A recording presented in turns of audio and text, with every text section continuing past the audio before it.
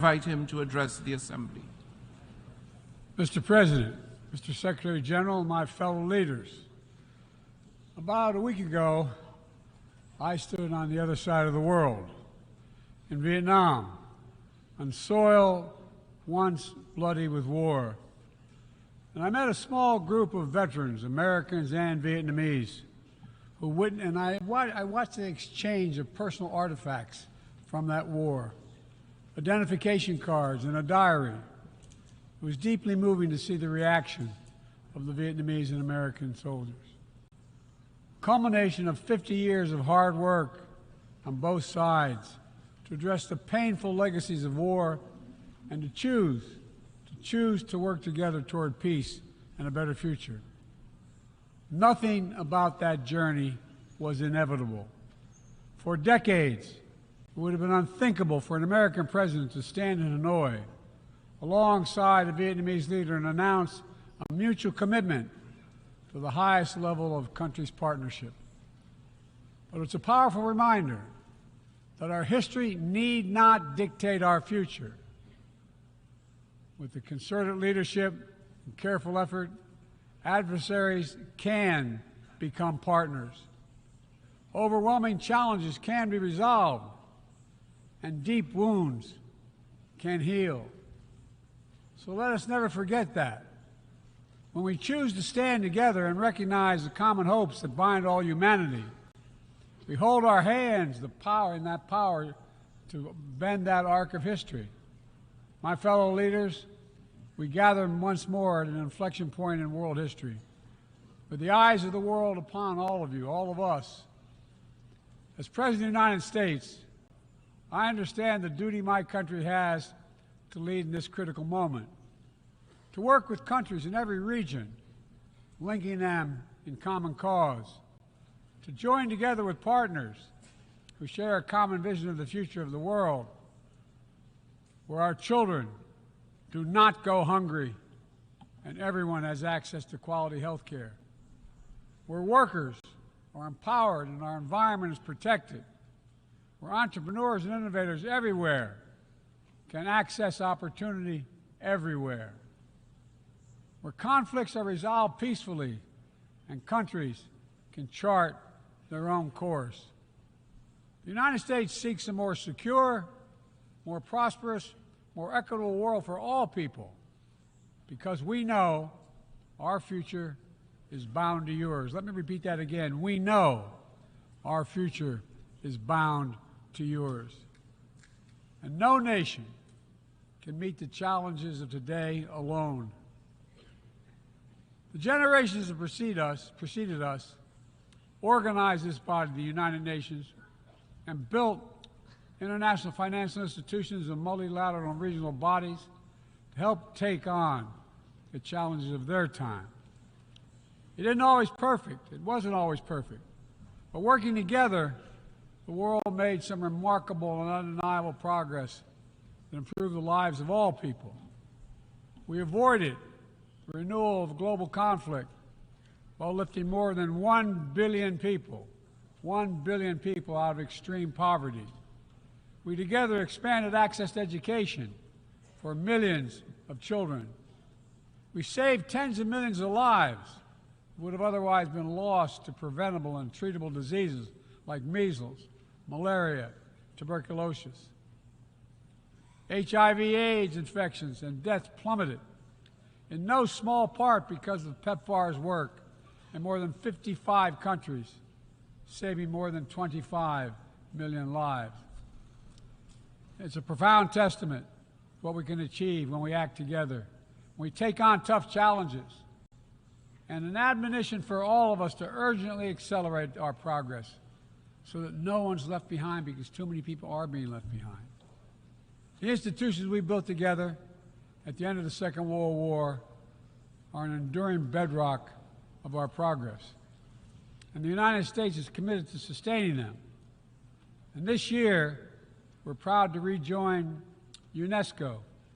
We also recognize that to meet the new challenges of our decades-old institutions and approaches, they must be updated to keep peace with the world.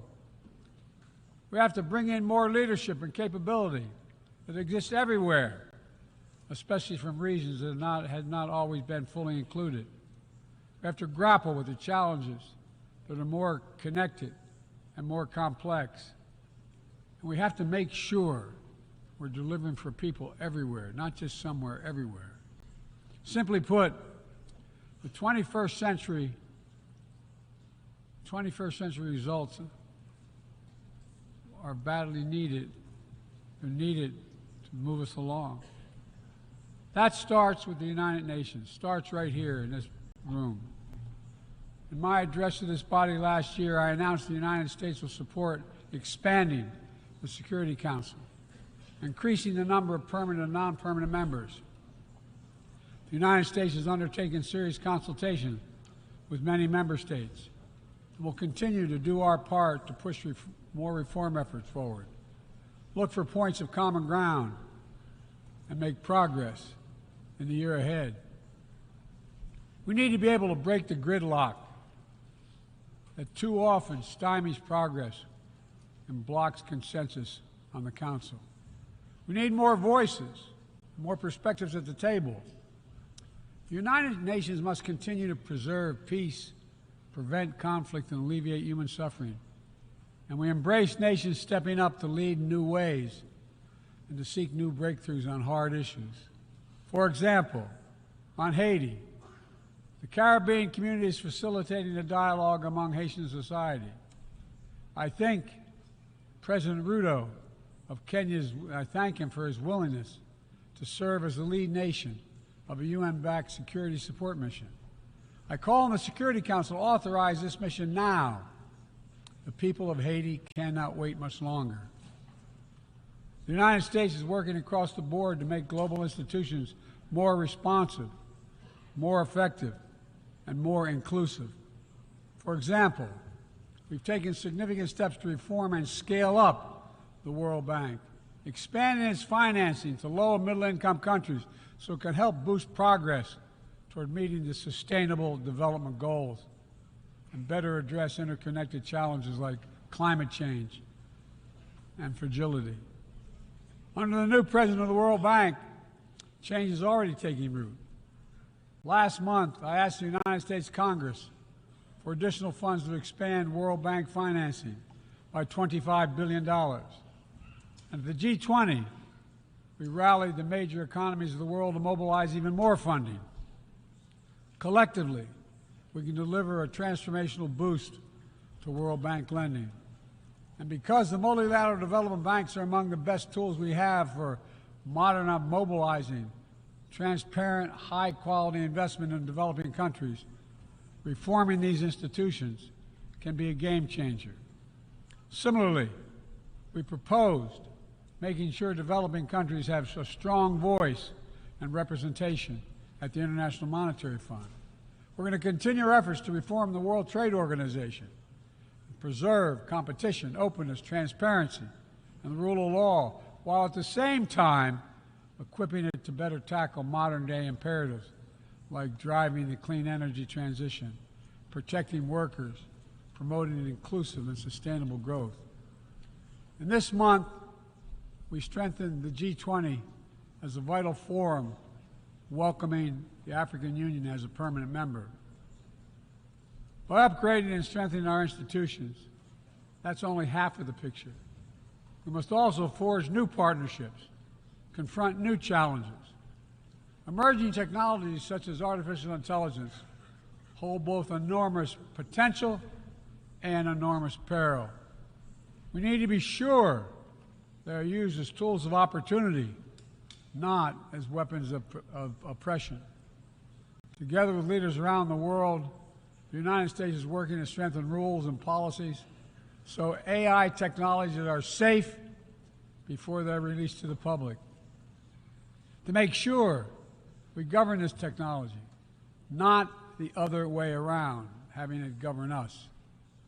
And I'm committed to working through this institution and other international bodies and directly with leaders around the world, including our competitors, to ensure we harness the power of artificial intelligence for good while protecting our citizens from its most profound risk. It's going to take all of us. I've been working on this for a while, as many of you have. It's going to take all of us to get this right. In every region of the world, the United States is mobilizing strong alliances, versatile partnerships, common purpose, collective action to bring new approaches to our shared challenges.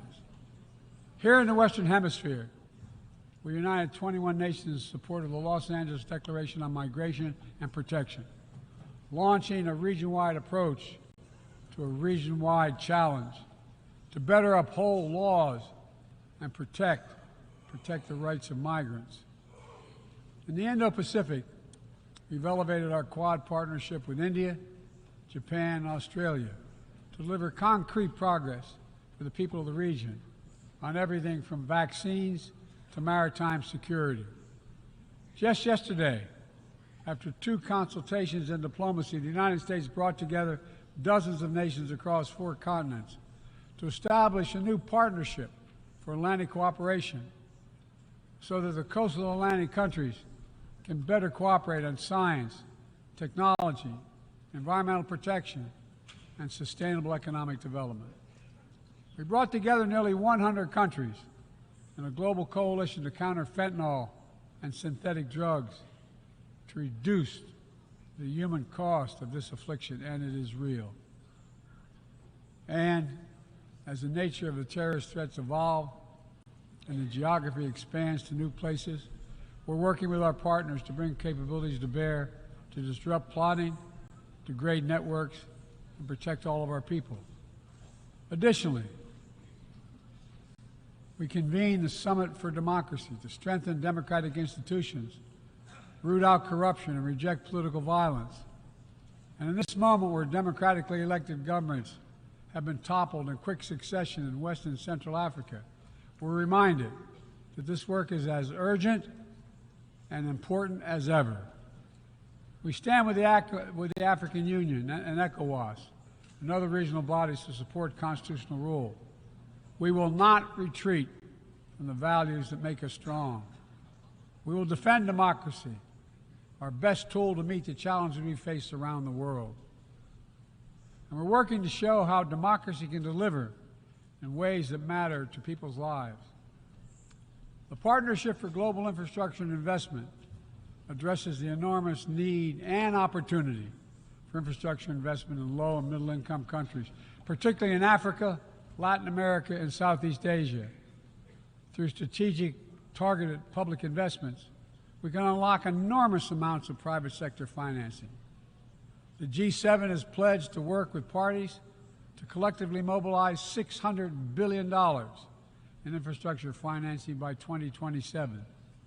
The United States has already mobilized more than $30 billion to date. We're creating a race to the top with projects that have high standards for workers, the environment, and intellectual property while avoiding the trap of unsustainable debt. We're focusing on economic corridors that will maximize the impact of our collective investment and deliver consequential results across multiple countries and multiple sectors.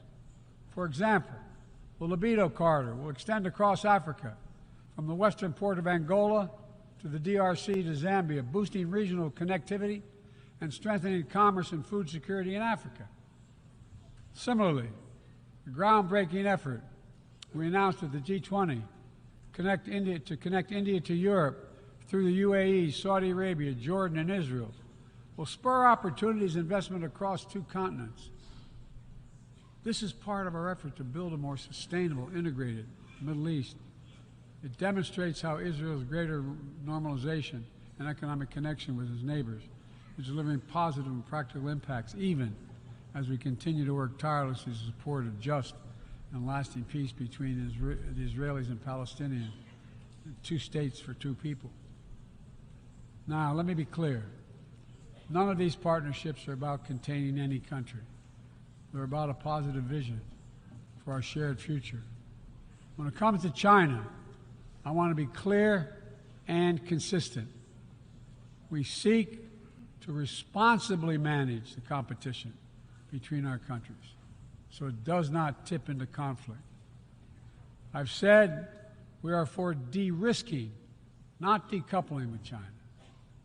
We will push back on aggression and intimidation and defend the rules of the road, from freedom of navigation to overflight to level economic playing field that have helped safeguard security and prosperity for decades. But we also stand ready to work together with China on issues where progress hinges on our common efforts.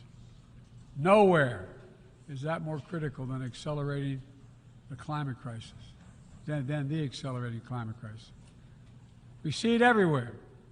Record-breaking heat waves in the United States and China, wildfires ravaging North America and Southern Europe, a fifth year of drought in the Horn of Africa, tragic, tragic flooding in Libya. My heart goes out to the people of Libya. That's killed thousands of people. Together, these snapshots tell an urgent story of what awaits us if we fail to reduce our dependence on fossil fuels and begin to climate-proof the world. For one day, my administration, the United States, has treated this crisis as an existential threat from the moment we took office, not only for us, but for all of humanity. Last year, I signed into law in the United States the largest investment ever anywhere in the history of the world to combat the climate crisis and help move the global economy toward a clean energy future. We're also working with the Congress to quadruple our climate financing to help developing countries reach their climate goals and adapt to climate impacts. And this year, the world's on track to meet the climate finance pledge that made under the Paris Agreement, $100 billion to raise collectively. But we need more investment from public and private sector alike, especially in places that have contributed so little to global emissions, but face some of the worst effects of climate change, like the Pacific Islands. The United States is working directly with the Pacific Island Forum to help these nations adapt, build resilience to the climate impacts, even as we lead the effort to build innovative new partnerships that attack the global challenges from all sides. From the First Movers Coalition, which is mobilizing billions of private sector community and the private sector commitments, to creating a market demand for green products in carbon-intense sectors like concrete, shipping, aviation, and trucking, to the Agricultural Innovation Mission for Climate, which is bringing farmers into the climate solution and making our food supply more resilient to climate shocks, and the Global Methane Pledge, now endorsed by more than 150 countries, which expands our focus beyond our carbon emission targets to reduce the potential greenhouse gases in our atmosphere by 30% in this decade. It's all within our capacity. We need to bring the same commitment and urgency and ambition as we work together to meet the Sustainable Development Goals of 2030. These goals were adopted at the United Nations in 2015 as a roadmap for improving lives around the world. But the hard truth is, for decades of progress, the world has lost ground these past years in the wake of COVID-19, conflicts, and other crises. The United States is committing to doing its part to get us back on track. All told, in the first 2 years of my administration, the United States has invested more than $100 billion to drive development progress in bolstering food security, expanding access to education worldwide, strengthening healthcare systems, and fighting disease. And we've helped mobilize billions more in the private sector investments. But to accelerate our forward progress on the Sustainable Development Goals, we all have to do more.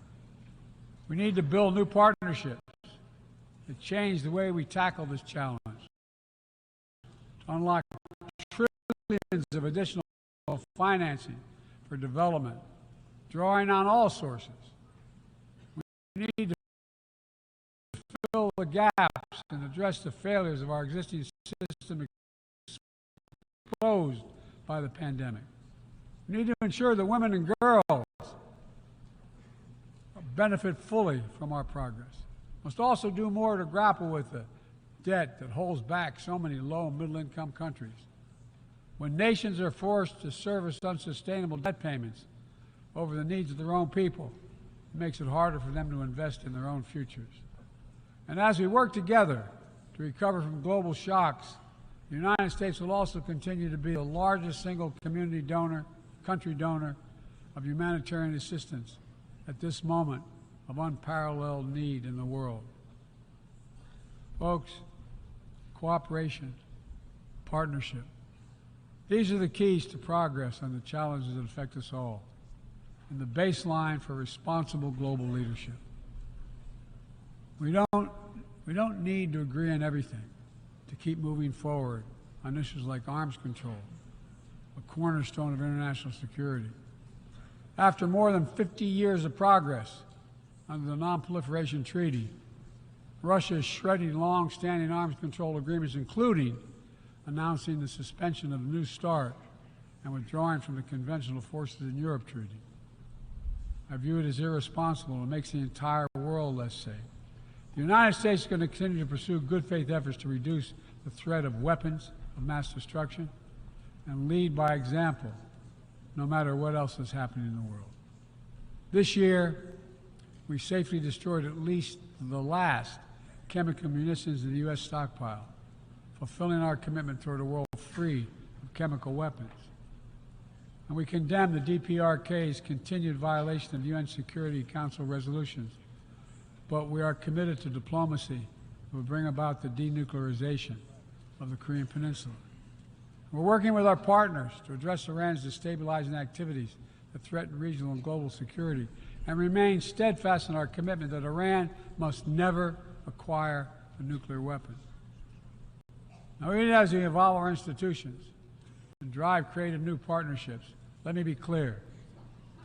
Certain principles of our international system are sacrosanct. Sovereignty, territorial integrity, human rights. These are the core tenets of the UN Charter, the pillars for peaceful relations among nations, without which we cannot achieve any of our goals. That has not changed, and that must not change. Yet, for the second year in a row, this gathering, dedicated to peaceful resolution of conflicts, is darkened by the shadow of war. An illegal war of conquest brought without provocation by Russia against its neighbor Ukraine. Like every nation in the world, the United States wants this war to end. No nation wants this war to end more than Ukraine. And we strongly support Ukraine in its efforts to bring about a diplomatic resolution that delivers just and lasting peace. But Russia alone bears responsibility for this war. Russia alone has the power to end this war immediately. And it's Russia alone that stands in the way of peace, because Russia's price for peace is Ukraine's capitulation, Ukraine's territory, and Ukraine's children. Russia believes that the world will grow weary and allow it to brutalize Ukraine without consequence.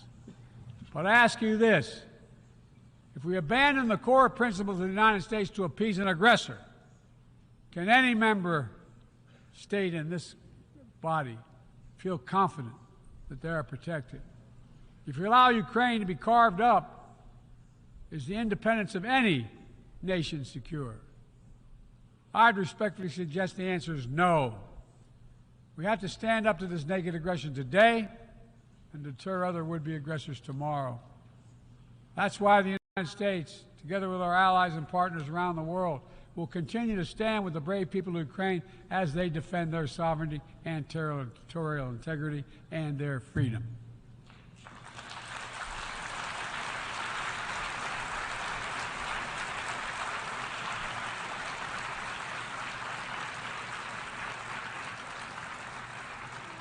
It's not only an investment in Ukraine's future, but in the future of every country that seeks a world governed by basic rules that apply equally to all nations and uphold the rights of every nation, no matter how big or small.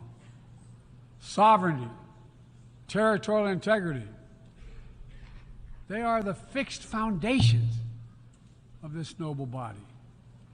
And universal human rights is its North Star. We cannot sacrifice either. 75 years ago, the Universal Declaration of Human Rights captured a remarkable act of collective hope. I say that again, collective hope. Drafted by a committee representing different regions, faiths, philosophies, and adopted by the entire General Assembly. The rights contained in the Declaration are elemental and enduring. And while we still struggle to uphold equal and inalienable rights of all, they remain ever steady and ever true. We cannot turn away from abuses, whether in Xinjiang, Tehran, Darfur, or anywhere else. We have to continue working to ensure that women and girls enjoy equal rights and equal participation in their societies, that indigenous groups, racial, ethnic, religious minorities, people with disabilities do not have their potential stifled by systemic discrimination, that the LGBTQI plus people are not prosecuted or targeted with violence because of who they are. These rights are part of our shared humanity. They're absent. When they're absent anywhere, their loss is felt everywhere. They are essential to the advancement of human progress that brings us together. My fellow leaders, let me close with this. At this inflection point in history, we're going to be judged by whether or not we live up to the promises we made to ourselves, to each other, to the most vulnerable, and to all those who will inherit the world we create, because that's what we're doing. Will we find within ourselves the courage to do what must be done, to preserve the planet, to protect human dignity, to provide opportunity for people everywhere, and to defend the tenets of the United Nations? There can only be one answer to that question. We must, and we will. The road ahead is long and difficult, but if we persevere and prevail, if we keep the faith in ourselves and show what's possible, let's do this work together. Let's deliver progress for everyone. Let's bend the arc of history for the good of the world, because it's in our power to do it. Thank you for listening. You're kind.